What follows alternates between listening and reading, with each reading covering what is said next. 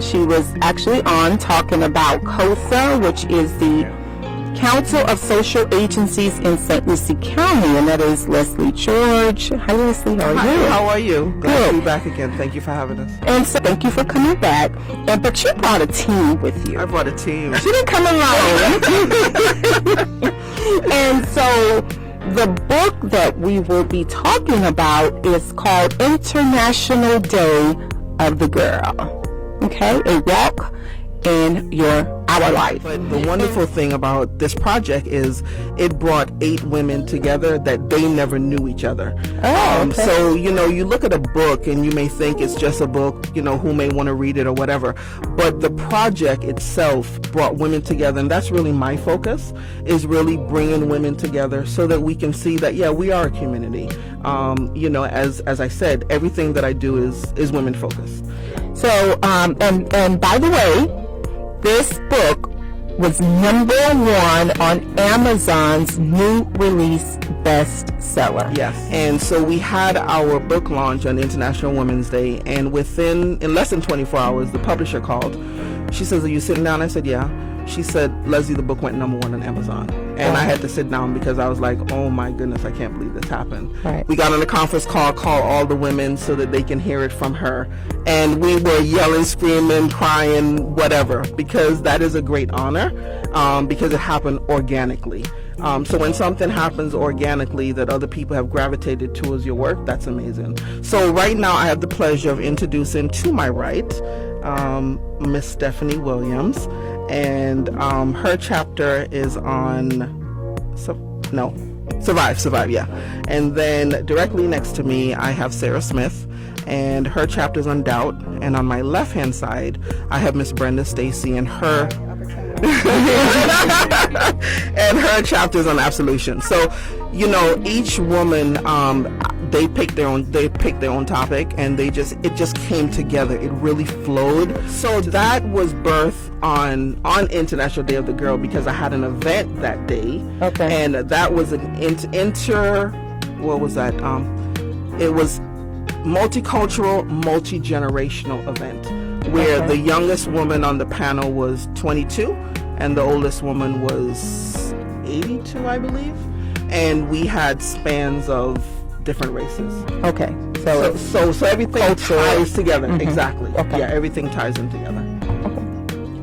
So can we hear a little bit from each of you about who you are, what your background is, why you wrote about this subject? Why a part of me deals with doubt, the other part of me deals with strength and courage. And so I wanted to use that book because I understand that a lot of times doubt comes from people that you know and love and trust, and it is attached to them, and they don't even know sometimes that they're putting doubt onto you. So I thought that was a big focus in my chapter, and one of the reasons why I wanted to put that out there, and then also put a formula in place to say, this is how you overcome doubt.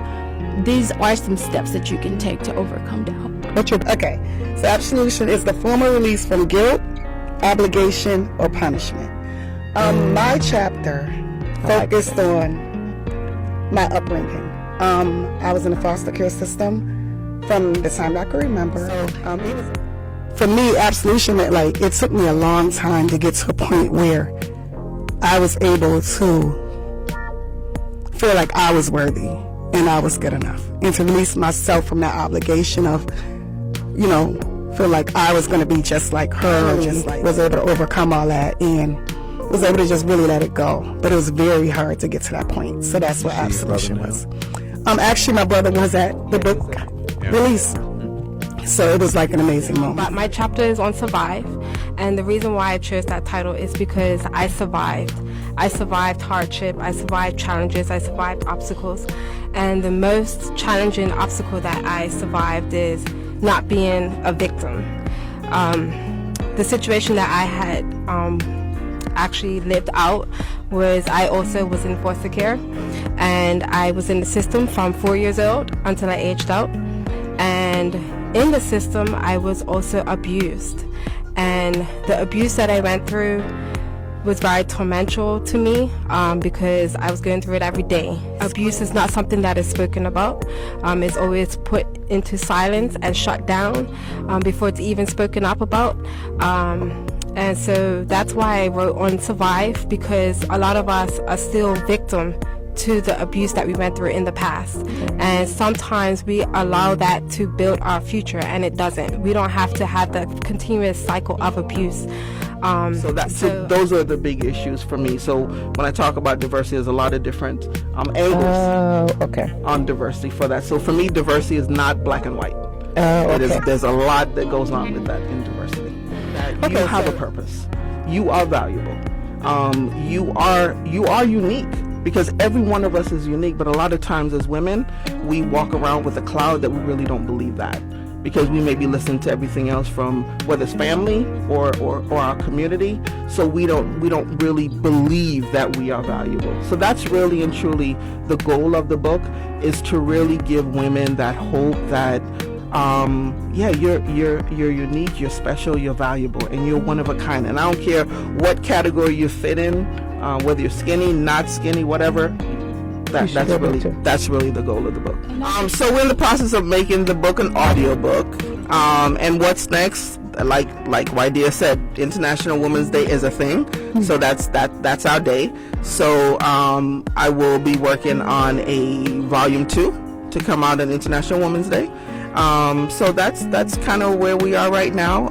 And I just also wanted to say this. Stephanie didn't want to say anything, but Stephanie, she's from Bermuda, and she did a book launch in Bermuda as well, and was featured on the front page of the Royal Gazette in Bermuda. Royal. Yes. Wow. So I wanted to just mention that as well.